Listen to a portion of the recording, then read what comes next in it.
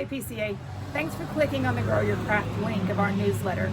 Last year in this section of the newsletter, I provided y'all a lot of different kinds of professional development. Like I gave videos and articles with teaching strategies and new tools and new thinking, everything I could find to help y'all grow as educators. This year, I kind of want to take a different spin on it. I'm going to keep providing some professional development, but I'm also going to throw in some personal development as well, because honestly, I feel like what we do for ourselves, we do for our families, and we do for our students, and we do for our friends around us. It kind of like just overflows to everybody. So this video today, I'm going to actually look at some limiting belief systems. On day one of in-service, I briefly talked about limiting belief systems and how they connect to creating positive intentions. And on day one, I really wanted us to focus in and start using that language to create those positive intentions for this school year. But I mean, the reality of it is you can't jump into positive intentions if we're not actually looking at those things that are holding us back. So grab a piece of paper, grab something to write with. Let's dig in. Let's see where we're really holding ourselves back this year.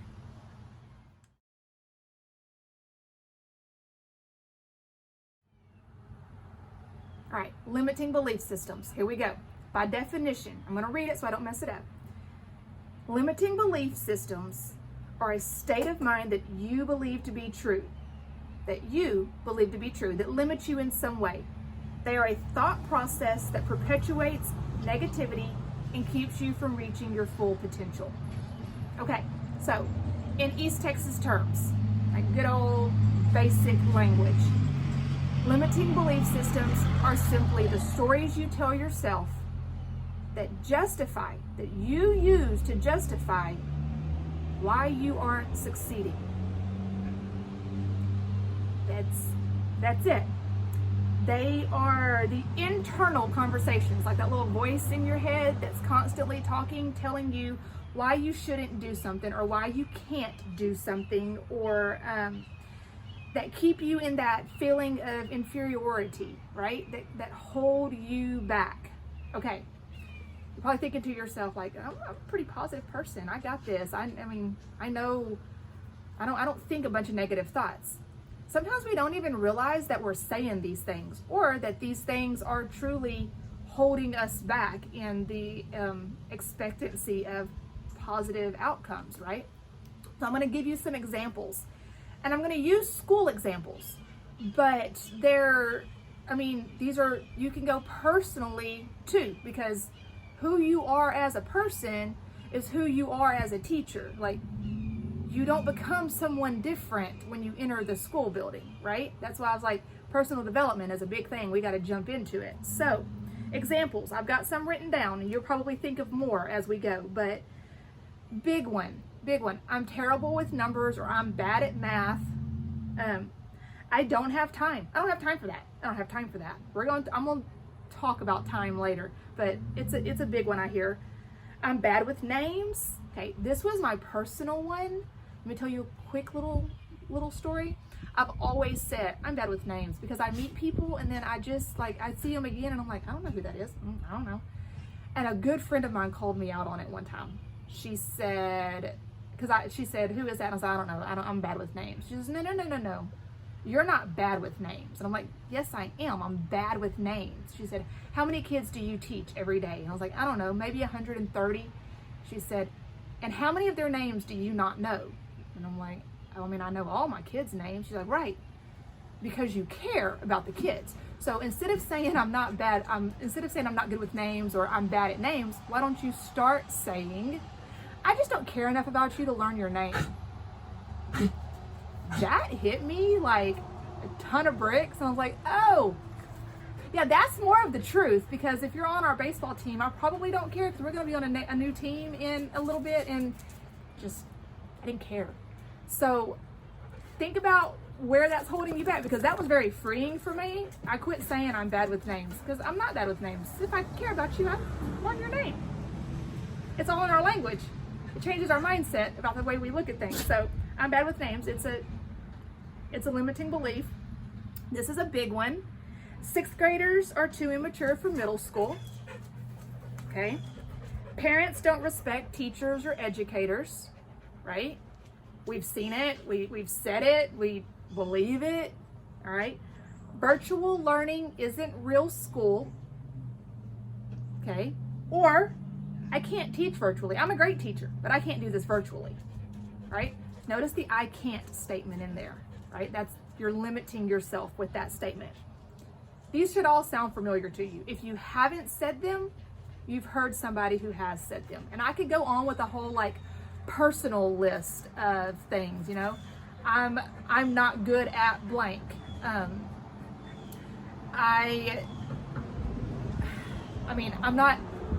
don't deserve this. I haven't worked hard enough to have blank, right? Those things are more on a personal level, but they're always going to filter into your educational beliefs as well. So now that we've identified some of them, and some of y'all are probably writing down some more ideas as they pop into your head, I want us to talk for just a second about where these beliefs come from, because they're legit. Like, I'm not saying these aren't real. I mean, they are real. They're things that we tell ourselves, or things that we say out loud to each other. They're things that we constantly grow without even realizing that we're growing these things. And so I've done a lot of reading. I've done a lot of research. I'm an information nerd. That's what I do. And so in looking at all of this, there are some commonalities. Like, if you do a lot of research in this stuff, you're going to see lots of different causes. But I've kind of narrowed it down to 4 that are pretty common in everything that I've read. Okay, the first one is your family beliefs, right? You just grew up hearing this. Okay, if you grew up in a house with educators, you grew up hearing parents just don't respect us. They just don't understand how hard we work. They just don't get it, right? If you just heard it over and over again, and therefore it kind of becomes one of your beliefs. If you grew up in a house, I'm gonna go for personal for a second. If you grew up in a household that was financially tight, right? You may have grown up with the idea that there's never enough money, right? That's on the personal side of it. And I'm just throwing out different examples so that you can see it from lots of different directions, right? So it's just those things that you've grown up hearing over and over and over again, and they become your beliefs kind of by default, right? It's up to you to decide you don't believe that anymore. The second one is education.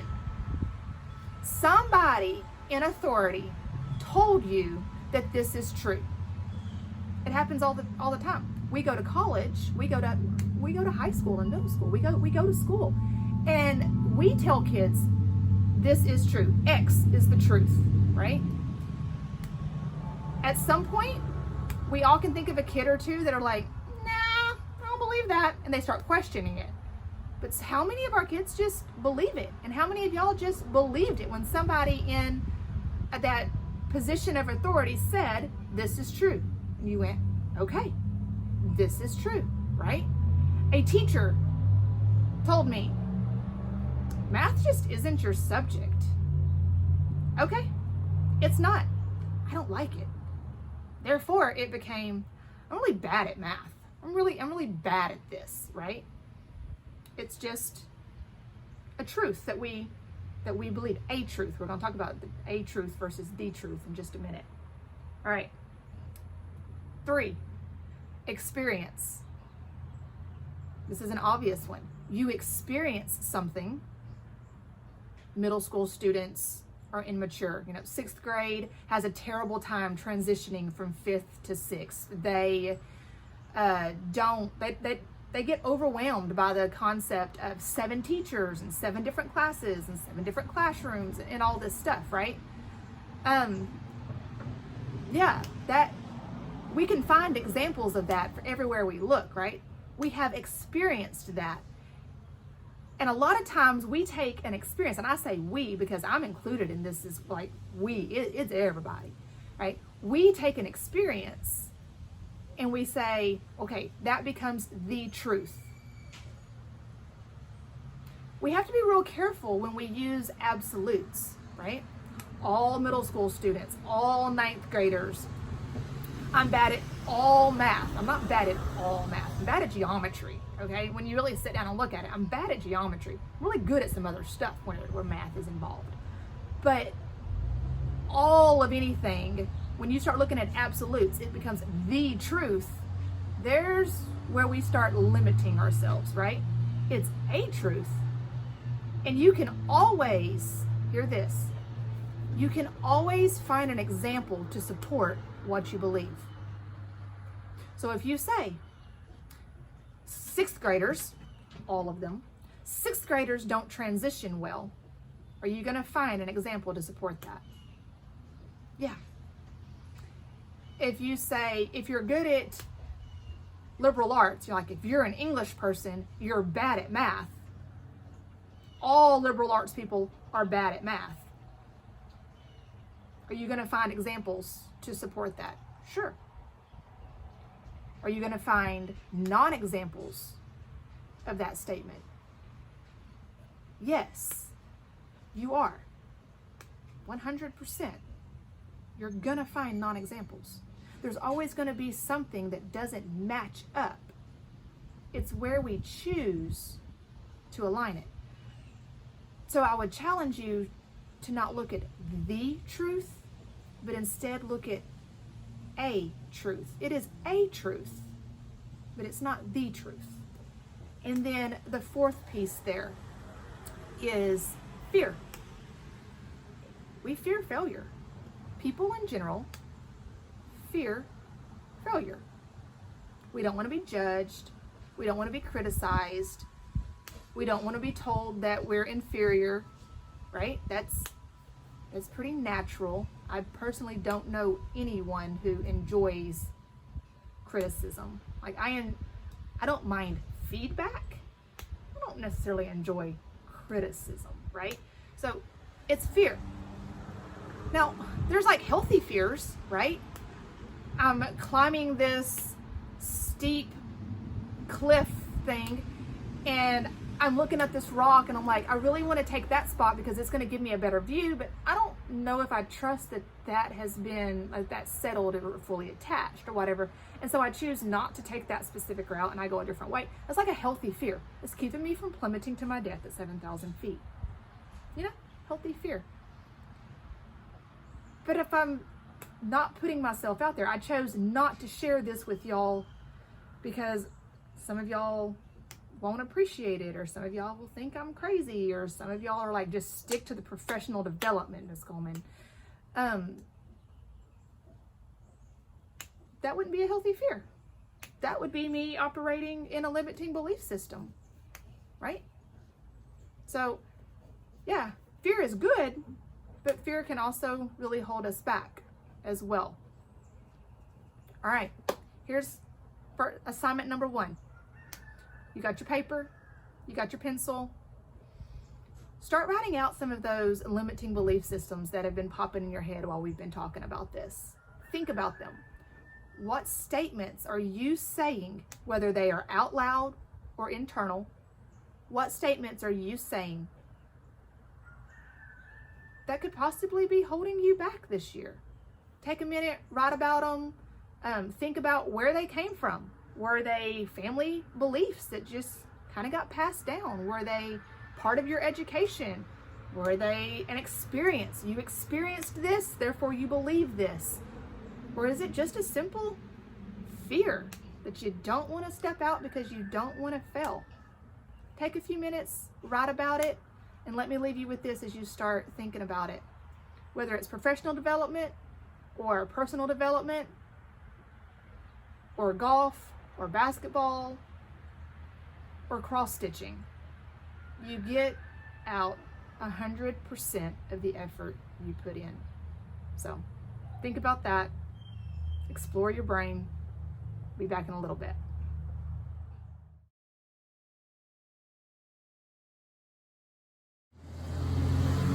Okay, welcome back. You've taken a few minutes, you've written out your ideas, you've thought about them, you've explored, all of that jazz. So now the big question is, why is this even important? Like, Why do we need to work so hard to overcome this thought pattern, right? The idea is growth. I am a firm believer that educators do not walk around purposely with a fixed mindset.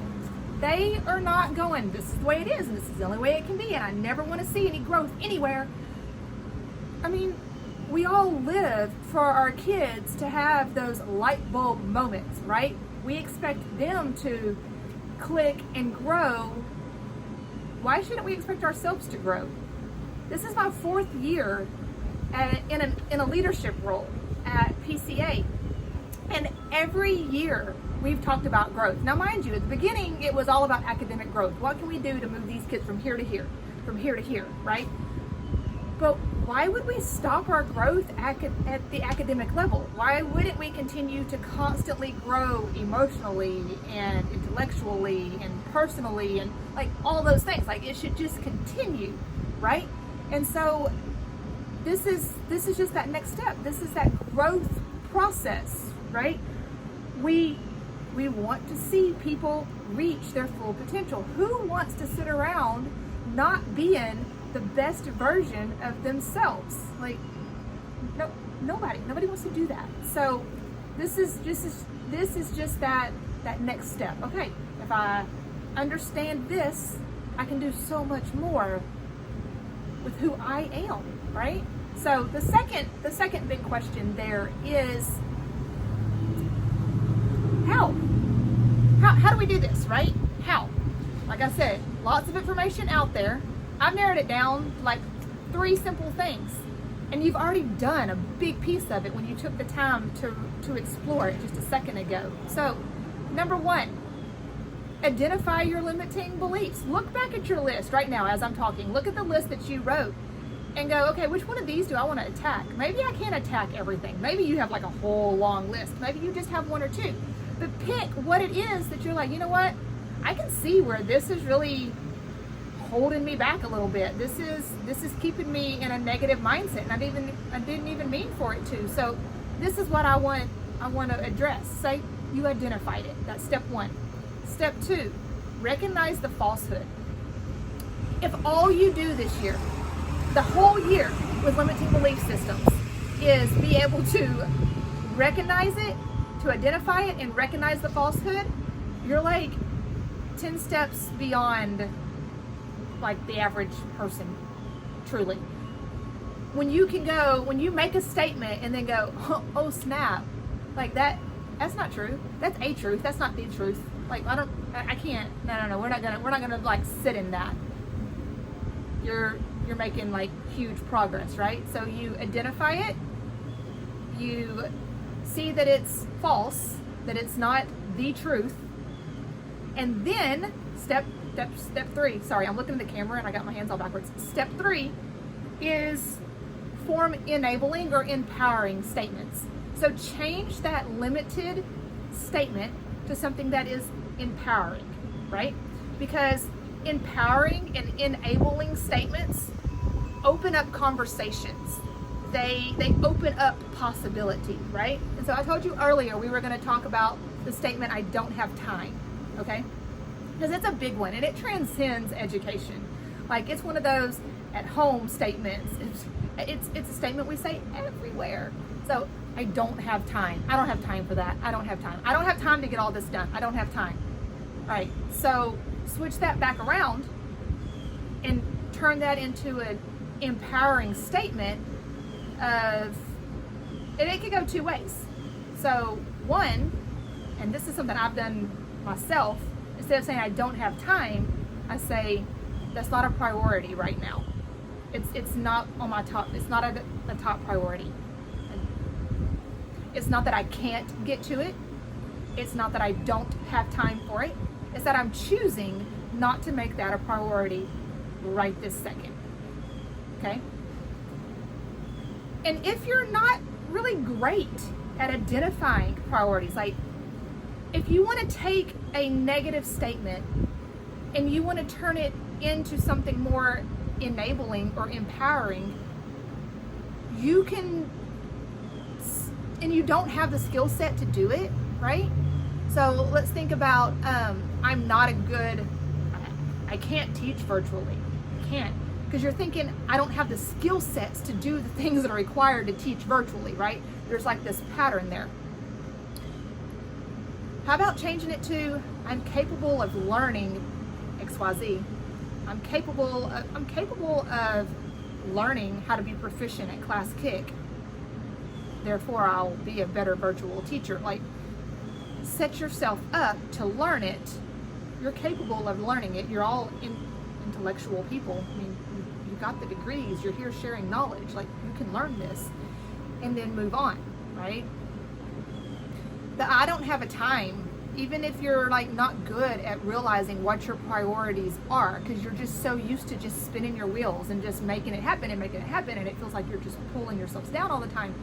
A simple statement like, I'm capable of identifying my priorities. I will learn to identify priorities. It just makes you more aware of where you're choosing to spend your time. This was huge for me personally at my house, because I was bad about telling my kids I don't have time for that. They're like, let's go play golf this weekend. That's Bo's like new favorite thing to do. Let's go play golf this weekend. I don't have time for that. Well, that comes across real negative to him. He hears, I don't have time for you, right? And so I changed it one day and I was like, look, and I specifically said golf. When I spoke to him, he's like, let's go play golf this weekend. Let's go play golf this weekend. So like 75 times that morning or the day before. And I said, baby, playing golf isn't a priority for me right this second. I have to get these things done. And it opened up a whole new conversation. He said, okay, so if these are your priorities and you get these things done, then can we do this? Okay, that's a possibility.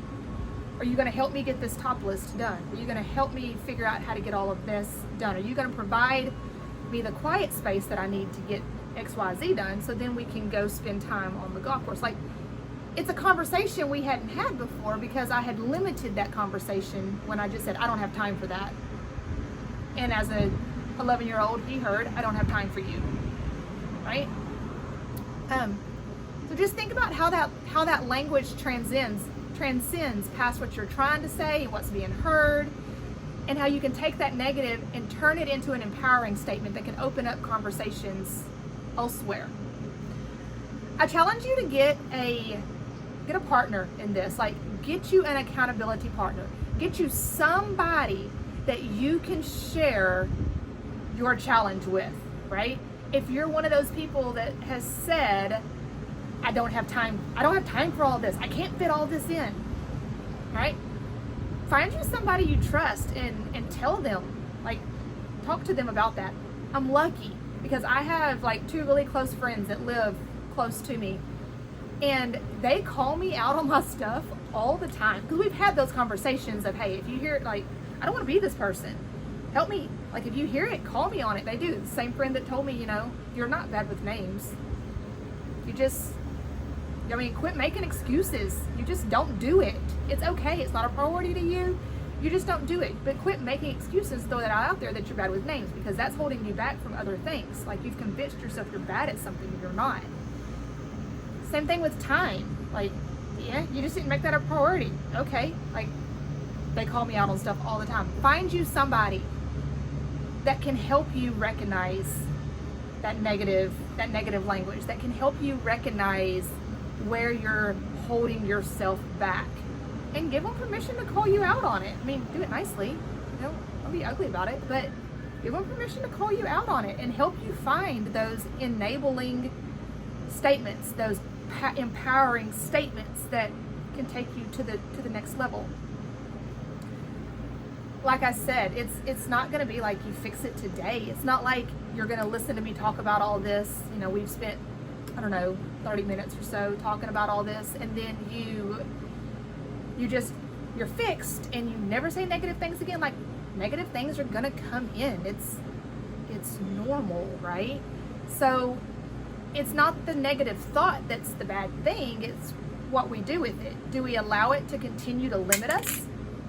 Or do we stop it, identify it, recognize the falsehood that is standing in that, and then choose to change our verbiage. Our words are powerful. What we say to kids is, we know that that's powerful, right? We know that verbiage that we say to ourselves is just as powerful. Like, if we're constantly pulling ourselves down and believing that we can't, or that we are this, or that we don't do this, then you're creating your own obstacles there. I have faith that every one of you want to be the best version of you that you can be, right? So the first step in that is identifying what we're doing to screw ourselves up. Like, take the next step. Change your verbiage. Change the way you talk to yourself. I know it sounds super easy. It's not that easy, but then again, it kind of is. Start recognizing those things.